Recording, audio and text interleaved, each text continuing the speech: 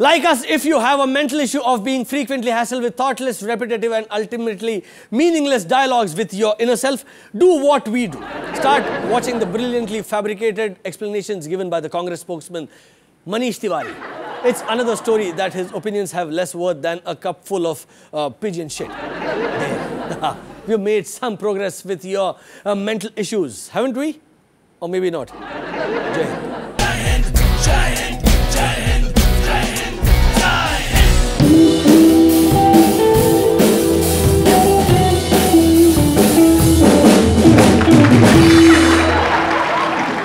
Hello and welcome to Jai Hind.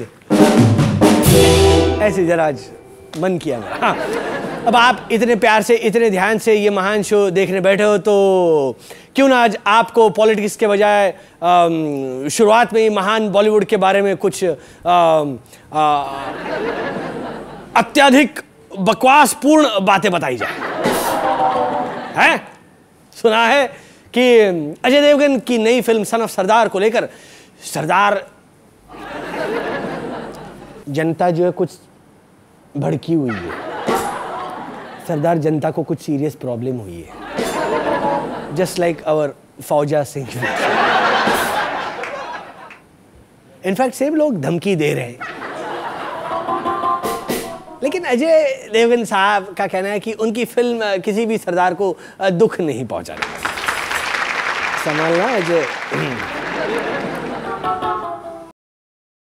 नहीं मतलब सरदारों का तो ठीक है, पर बाकी सारे व्यूअर्स का क्या, उनके दुख का क्या? हाँ?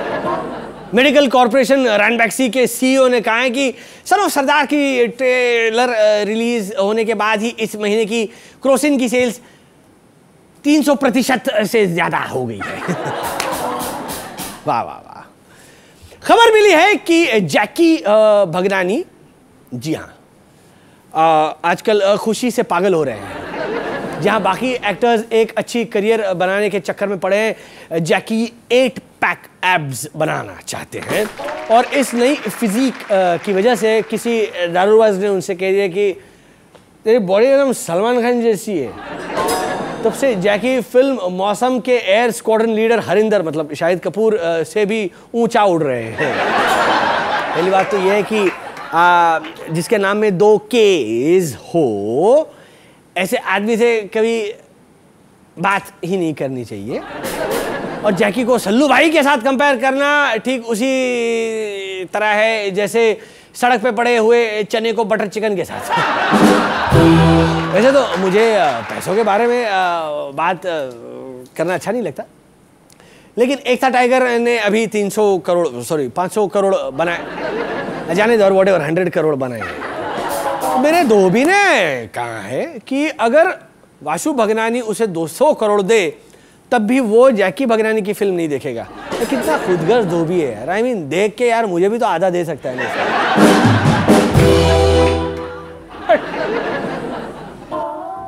नई एक्ट्रेस ईशा गुप्ता जो जन्नत 2 में थी और राज 3 में है,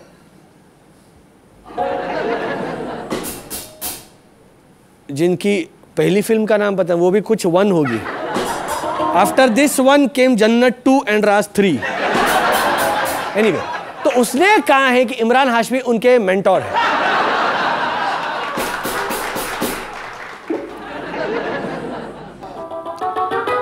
क्या वो उसी तरह उनके मेंटोर है जैसे राम गोपाल वर्मा जी मुंबई के आधे से ज्यादा मॉडल्स और एस्पायरिंग एक्ट्रेसेस के मेंटोर हैं? ईशा ने कहा है कि इमरान ने उनकी काफ़ी मदद की है और उन्हें कुछ टिप्स भी दिए हैं। क्या हो सकते हैं वो टिप्स? टिप नंबर 1, कभी भी कोई भी हालत में भी ऐसी फिल्म को साइन मत करना जिसके स्क्रिप्ट में लंबी किसिंग सीन न हो। टिप नंबर 2, अगर आप किसी चीज के लिए मशहूर हो और ऑडियंस आपको सिर्फ उसी चीज के लिए जानती हो, जैसे कि किसिंग, तो स्क्रिप्ट और डायरेक्टर को मारो गोली। आप सिर्फ सीन में वही कीजिए जो ऑडियंस देखने आती है।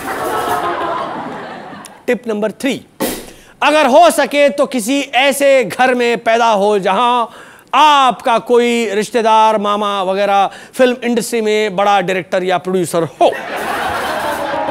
टिप नंबर 4, मेरे पास इन 3 टिप्स के अलावा और कोई टिप्स नहीं, पर लिप्स है, चाहो और आधा घंटा किस कर सकते हैं। और ईशा मैडम ये टिप्स काफ़ी सीरियसली भी ले रही हैं। राज 3 में पहले साजिद खान की बदनसीब गर्लफ्रेंड जैकलीन फर्नांडिस थी, लेकिन फिल्म में एक सीन था जहां उड़ते हुए कॉकरोच की वजह से आउच जैकलीन को शावर से बाहर दौड़ के निकलना था, पर जैकलीन को कॉकरोच और स्किन शो से लेकर प्रॉब्लम्स थी, और ईशा गुप्ता को प्रॉब्लम्स थी कि उतना स्किन शो नहीं था जितना वो चाहती थी, और इसीलिए भट्ट साहब ने ईशा को फटाक करके ग्रीन सिग्नल दे दिया। सोचने वाली बात यह है कि अगर जैकलीन साजिद खान के साथ रह सकती है तो कॉकरोच से क्या प्रॉब्लम हो सकती है? Just joke. साइकोलॉजिकल डिसऑर्डर यानी दिमाग की बीमारी के काफी सीरियस मरीज रवि किशन ने एक इंटरव्यू में काफी दिलचस्प बातें कही हैं, सुनने लायक है। वो अब एक फिल्म में सोलो लीड कर रहे हैं और शायद इसकी वजह से उनकी दिमागी हालत ठीक नहीं है। उन्होंने कहा है कि वो इस फिल्म में आ रहे हैं क्योंकि लोग उन्हें फिल्म में अकेले देखना चाहते हैं बिना किसी दूसरे हीरो के। अब मुझसे सब ये पूछ रहे हैं कि कौन है ये लोग, कहां हैं ये लोग, और ये क्यों ऐसा चाहते हैं? क्या ये देश इतनी तबाही से वैसे भी नहीं गुजर रहा है कि उनको रवि किशन अकेले देखना है? ये कहने के बाद रवि बाबू ने कहा कि वो एक बहुत खतरनाक एक्टर है और उनमें बड़ा टैलेंट है। सिर्फ एक्सेल के सर्फ एक्सेल, हाँ, सर्फ एक्सेल के एड्स भी यही कहते कि सर्फ एक्सेल सबसे बेहतरीन डिटर्जेंट है। लेकिन क्या आपने कभी सर्फ टाइड, रिन या एरियल में कोई फर्क दिखा है आपको? कोई फर्क नजर आया है? लेकिन मेरी मौसी के साइकोलॉजिस्ट को पूरा यकीन हो गया है कि रवि जी सठिया गए जब उन्होंने कहा कि बंबई में लोग सिर्फ 3 घर देखने आते हैं, शाहरुख खान का, अमिताभ बच्चन का और उनका। तब मेरी मौसी के साइकोलॉजिस्ट ने कहा कि रवि बाबू का नंबर आ गया है और अब उनका कोई इलाज नहीं हो सकता। How depressing Ravi babu. Break के बाद एक बेडरूम वीडियो जिसे शूट किया है हमारे पापराजी डिवीजन ने। Yes, we have such exciting divisions, you know, so keep watching, will take a short break.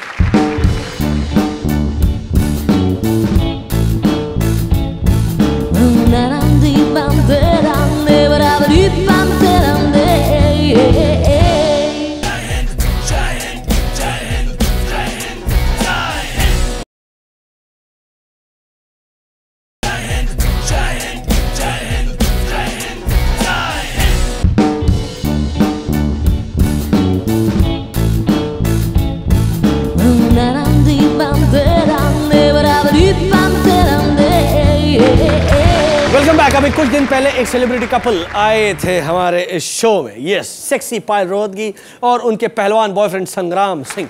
Do you know what kind of chemistry they share in the bedroom? Well, आपको हम सुनाएंगे नहीं बल्कि दिखाएंगे in our brand new segment Jai Hind पापराजी। देखिए celebrities के bedroom में क्या क्या होता है, क्या क्या करते हैं काउच पर।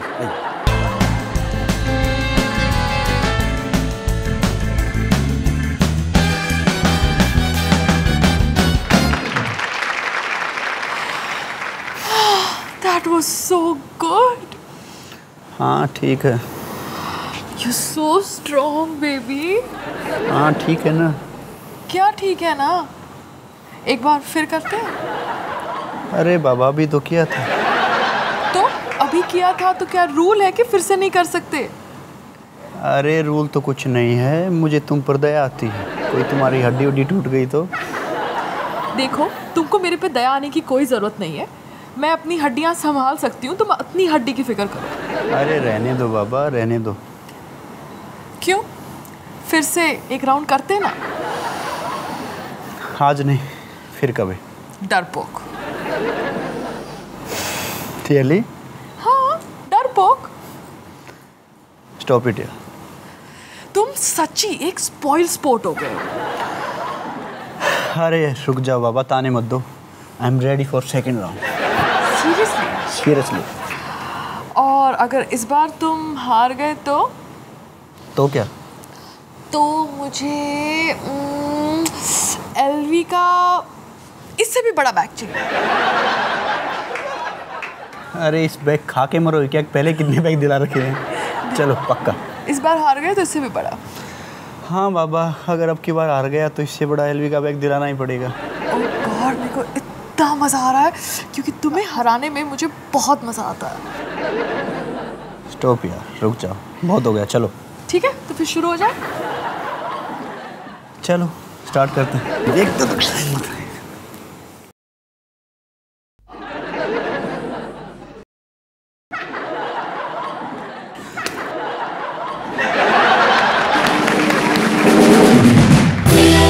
और ज्यादा संगीन और रंगीन हो सकता था, लेकिन पहले ही किश्त में हम शर्लिन की तरह निर्लज नहीं होना चाहते।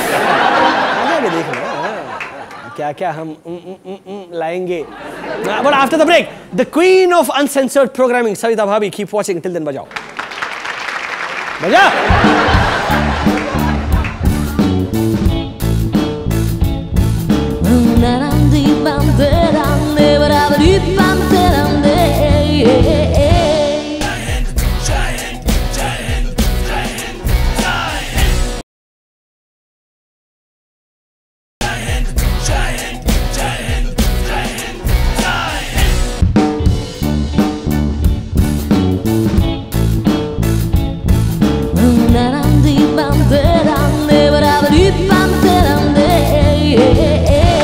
Welcome back. मुंबई में बारिश राज ठाकरे की स्पीचेस जितनी ही जोश दिखा रही है, और मुंबई के पेड़ इस वक्त मुंबई के बिहारियों से ज्यादा खतरे में हैं। इनफैक्ट सबसे खतरे में हैं मुंबई के बिहारी जो किसी पेड़ के नीचे खड़े हैं। बारिश के मौसम में अक्सर हम ऐसी खबरें सुनते हैं कि तूफान में पेड़ गिरने की वजह से लोगों की मौत हो गई, और ये बहुत ही संगीन बात है। इस प्रॉब्लम का सॉल्यूशन हमें जल्द से जल्द ढूंढने चाहिए। जी हाँ, बिल्कुल बिल्कुल।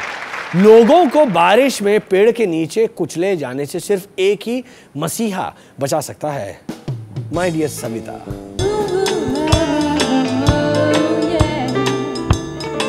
सविता भाभी के सेक्सी सॉल्यूशन।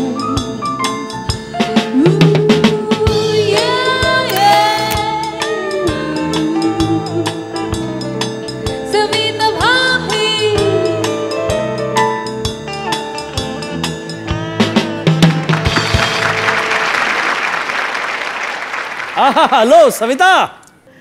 बोलो सुमित। मैं तुम्हें डिस्टर्ब तो नहीं कर रहा हूँ? ओह नॉट एट ऑल, मैं बिल्कुल डिस्टर्ब नहीं होती हूँ। तुम्हें पता है ना, मैं एक साथ में कई सारे काम कर लेती हूँ। बोलो तुम्हें क्या कहना है। सविता, तुमने सुना ही होगा कि बारिश में पेड़ गिरने की वजह से कई लोग जो होते हैं, जो नीचे खड़े होते हैं, वो अपनी जान खो बैठते हैं क्योंकि पेड़ उन पर गिरते हैं, और या तो फिर बुरी तरह इंजर्ड हो जाते हैं। तो इस प्रॉब्लम का कोई हल बताओ। तुम जब भी आते हो मेरे पास प्रॉब्लम लेकर ही आते हो। हाँ है ना सॉल्यूशन, लेकिन इसके लिए सभी लोगों को एकजुट होकर किसी न किसी को मदद करनी ही पड़ेगी। आई एम श्योर लोग एक दूसरे की मदद करेंगे। बोलो। हाँ, बारिश में कब कौन सा पेड़ उखड़ के गिर जाए कोई नहीं बता सकता।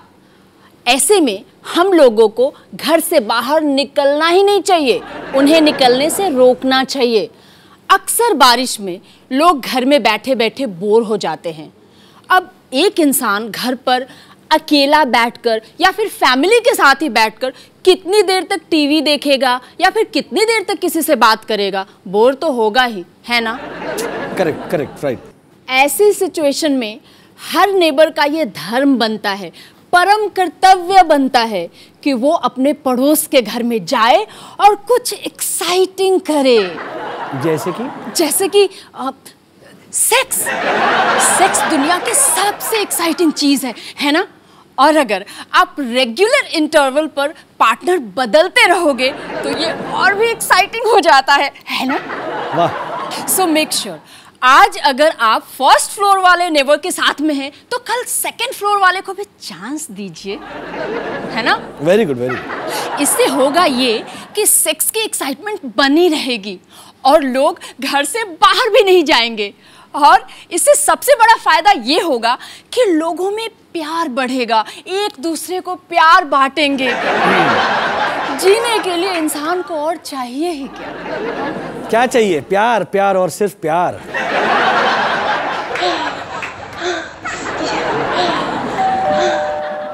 ओह, लगता है सेकंड फ्लोर वाले आ गए। अब आप भी जाओ। सुमित, तुम भी जाओ। सविता ने आज फॉलिंग इन लव का मीनिंग ही चेंज कर दिया है। अब छोटा सा ब्रेक, फिर return to the same old normal crappy news. Air India का नया तमाशा और MTNL का भी, बेसिकली सभी सरकारी कंपनियों का चुतिया। ब्रेक के बाद बजा हुआ है।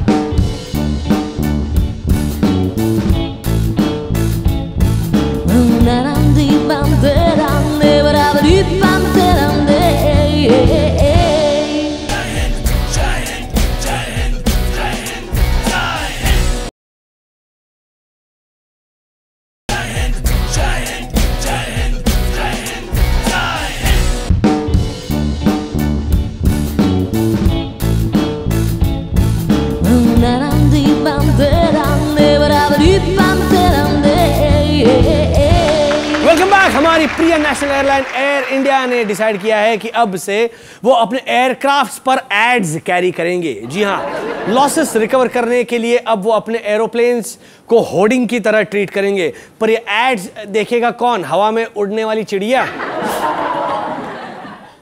मुझे तो ये भी डर है कि पैसेंजर्स को ये एड दिखाने के लोग, मतलब ये लोग अब जबरदस्ती उड़ते प्लेन में से लोगों को बाहर फेंकेंगे। देख साले, बाहर जाकर ऐड देख जा। और बेहुदा खबरों में ये तो मतलब माइंड ब्लोइंग है। MTNL के एक कस्टमर ने 1994 में कंपनी पर ज्यादा सर्विस टैक्स चार्ज करने के कारण एक केस लगाया था, और कई सालों तक लड़ने के बाद पिछले महीने मतलब 2012 में फाइनली ये केस सॉल्व हुआ। बधाई, क्या बात। और मजे की बात तो यह है कि ये केस जीतने के बाद उस कस्टमर ने रिकवर किए पूरे 9 रुपए। जी हाँ, this is a true story, सत्य घटना है। 18 साल तक केस लड़ने के बाद उस आदमी को MTNL ने इशू किया पूरे 9 रुपए का चेक। उस चेक को भरने की कीमत भी 9 रुपए से ज्यादा होगी। वैसे if you think about it, 9 रुपए काफी पैसा है। चुल्लू भर पानी खरीद कर उसमें कूद जाने के लिए, डूब कर मरो साले।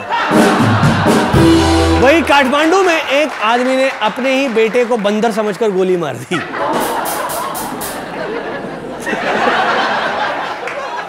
जी हाँ, नहीं, आज ये आदमी वासु भगनानी नहीं है, ये एक किसान था।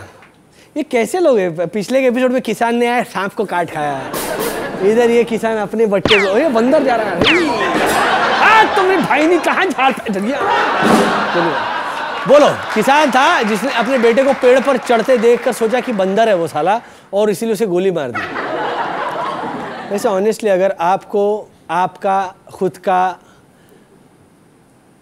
बाप आपको पहचान नहीं सके और सोचे कि आप एक बंदर हो, जानवर हो, तो इससे पहले कि वो आपको गोली मारे, आप खुद ही आपने आपको गोली मारे। यश चोपड़ा ने डिक्लेयर किया है कि वो अपनी अगली फिल्म का नाम अपने 80th बर्थडे पर डिक्लेयर करेंगे। वैसे भी यश जी जो भी कहते हैं वो किसी को खैर समझ में तो आता नहीं है। जब उनके मुंह में केक होगा तो फिल्म का नाम का तो सत्यानाश ही होने वाला है। I am sure the film will be called something like happy birthday Yash ji.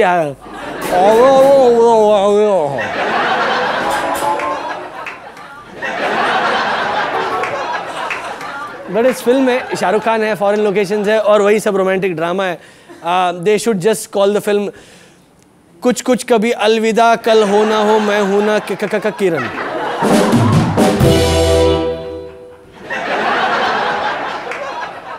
Television की दुनिया में कौन बनेगा करोड़पति का सीजन 6 अभी अभी शुरू हुआ है और हमारा ये प्रिविलेज है कि अमिताभ बच्चन जी हमारे साथ आज फोन लाइन पर है। तो चलिए इनसे कुछ सवाल किया जाए। नमस्कार अमित जी। नमस्कार।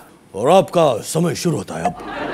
तो अमित जी, नहीं माना कि आप बड़े बिजी इंसान हैं, पर ऐसे भी मत कीजिए। 20 सेकंड रह गए हैं आपके पास, आप इनकी मदद करने के लिए। ओ अरे नहीं नहीं अमित जी, मैंने फोन अ फ्रेंड लाइफलाइन के लिए फोन नहीं किया है। ओ सॉरी। टिक टिक जी, शांत हो जाइए। हाँ शांत रहे। हाँ बोलो यार सुनील, क्या हाल है? बस चल रहा है, दुकान कट रही है जिंदगी। आप बताइए इस बार का केबीसी सीजन कैसा है? क्या बताऊं सुमित, सीरियसली पक गया। वही घिसे पीटे डायलॉग, वही रोना गाना, वही सूट बूट पहन के 6 सीजन से वही। कंप्यूटर जी ताला लगाइए, कंप्यूटर जी शांत हो जाइए, करते आ रहा हूं। लोग सोचते होंगे बुड्ढा सटिया गया तो कंप्यूटर से बात की जाए। अरे नहीं, मैं समझ सकता हूँ। मैं भी सालों से ये इधर यही कर रहा हूँ, बैठे बकवास कर रहा हूँ। कोई मुझे भाव नहीं दे रहा सिवाय भटिंडा के कुछ लॉयर्स हैं। लेकिन आप ये फिर आप ये शो छोड़ क्यों नहीं रहे? यार I want some excuse to get out of the house. घर पे बैठता हूँ तो ऐश्वर्या मुझे खाली समझकर आराध्य पकड़ा देती है। फिर बार बार उसे खाना खिलाओ, डायपर बदलो, मुझे बेबी सिटर बना दिया है। नहीं, और आप भी घर पर बैठेंगे तो फिर वो अभिषेक भी हर्ट हो जाएगा ना। वो भी बेचारा घर पे बैठा रहता है, बोले मेरे को कॉपी कर रहा है।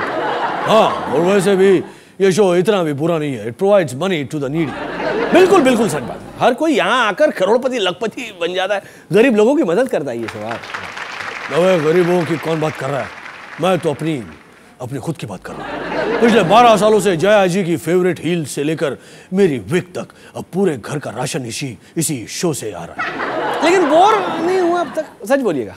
वही मैं कह रहा था ना, पिछले 12 सालों से वही सेम चीज, वही सेम सवाल, कौन बनेगा करोड़पति? वही सेम जवाब, मैं बनूंगा करोड़पति। आ रहा हूँ। अच्छा चलता हूँ सुमित, रखता हूँ, टेक का टाइम हो रहा है। जल्दी शूट खत्म करके घर जाते वक्त आराध्या के लिए सेरेलैक और दूध लेते हुए जाए। चलो बाय, ऑल द बेस्ट दोस्तों। That's all we have for you this week. अगले हफ्ते फिर मिलेंगे। Till then Jai Hind, take care. When you want to shut somebody's trap, when you think free speech is full of crap, if you hate everyone at that point of view thing without followers, nothing else will do. It's time to call the Batman. Yeah, he's cool, Mr. Batman. He has his wallet in his hand. He's the pale Mr. Batman. Coffee wants to civilize our treats. His favorite word starts with AC. Cut, he likes his scissors, has no sense but loves his answer. He has a sword in his hand. He's the best Mr. Batman. He is a cool Mr. Batman. Let's head into the Hangman. Batman and Hangman, what's the difference? But he's a bum and boy.